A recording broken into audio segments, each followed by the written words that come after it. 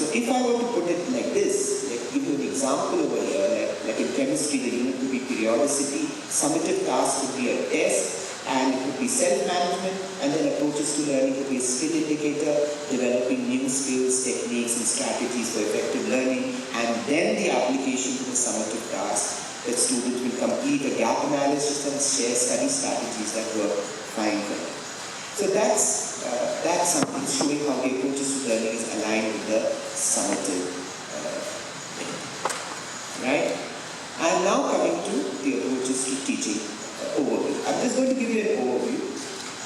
When we are talking about DP teachers, and it's a journey for all of us, for me, I think for all of us this is a journey, and it's based on an inquiry approach.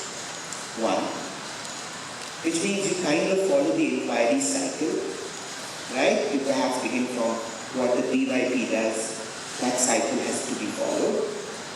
Yeah? And the PYP follows the Track-Murdoch cycle, and that is there in your DP planner now. And based on inquiry question, that's an inquiry approach, so you begin with that question, so you tune in, then you find out, then you sort out, then you go for extension, and then you go for action, reflection, and then you go back into that cycle. So then there's the one is conceptual understanding. That is getting the big idea. We have already got TO capability, right? We already have theory of knowledge connection. And now we are getting into that big idea. So when put it very simply, a big idea is making the curriculum move a 3D way. Which is you have content, you have skills, then you give them a big picture. The big conceptual learning in this one line, I would say, is a big idea which is not chained in time, which is not locked in time or place. Just to put it simply. For example, the word change itself. If I throw in the word change, I'm sure all subject areas would have a concept or a big idea to connect to. Similarly, your own areas have big ideas, such as those we call it as related concepts. For example, in mathematics, when we talk about measurement is the big idea in mathematics. So you have a concept, key concept, and you have a related concept, and we are looking in that thing through local and global contexts. So that's the lens we are putting on. We are talking about teamwork and collaboration.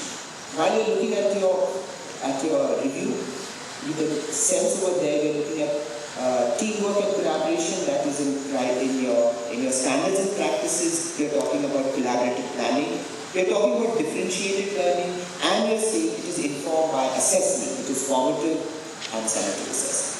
So these are the 6 approaches to teaching. These are the principles: teaching based on inquiry, teaching based on conceptual understanding, local and global context, teamwork and collaboration, differentiated learning, and I can tell you which falls there. Based on inquiry, if I were to look at standards and practices, I would perhaps be thinking about curriculum planning, that is C1. If I were to look at conceptual understanding and local and global contexts, then I would probably be looking at C3, which is teaching and learning, as well as C4, which is assessments. And when I talk about teamwork and collaboration, I'm talking about horizontal and vertical articulation of curriculums, and perhaps then I'm looking at C1, which is collaborative planning. And of course, as teaching informed by assessment is formative and summative, right? And I'm going to then end of my story here rather than take it forward.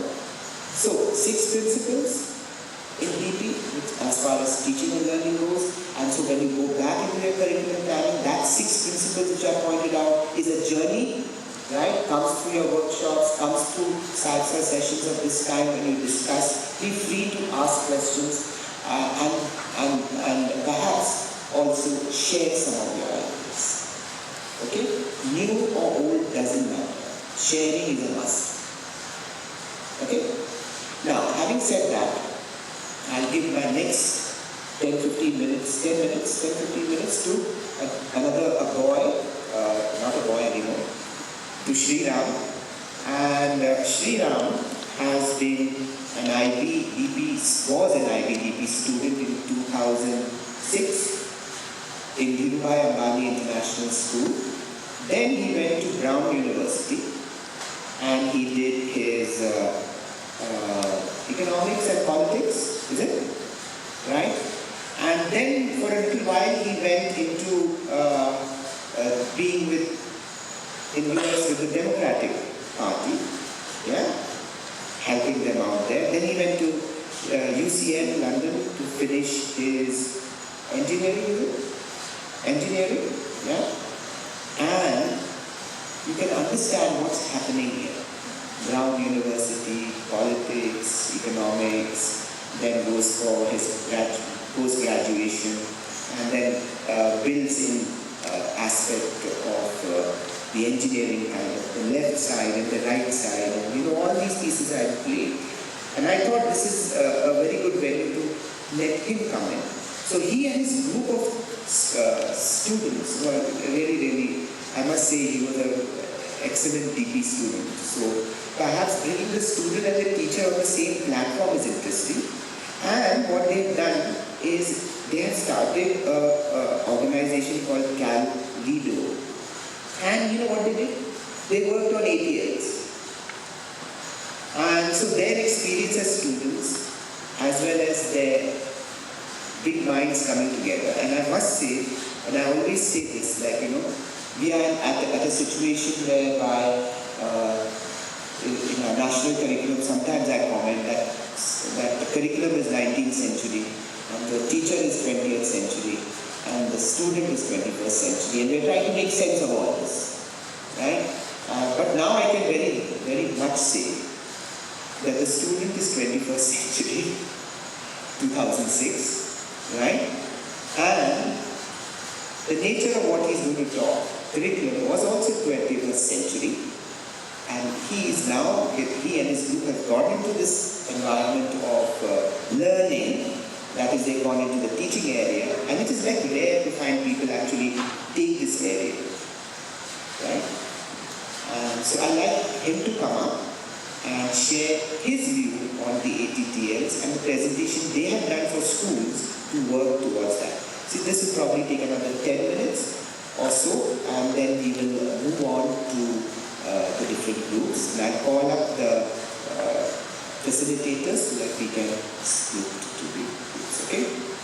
And keeping to time. Yeah. Thank you.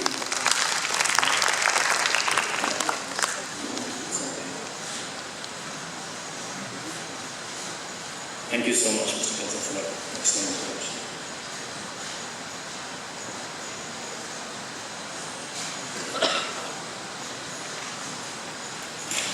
Okay, so after that excellent introduction,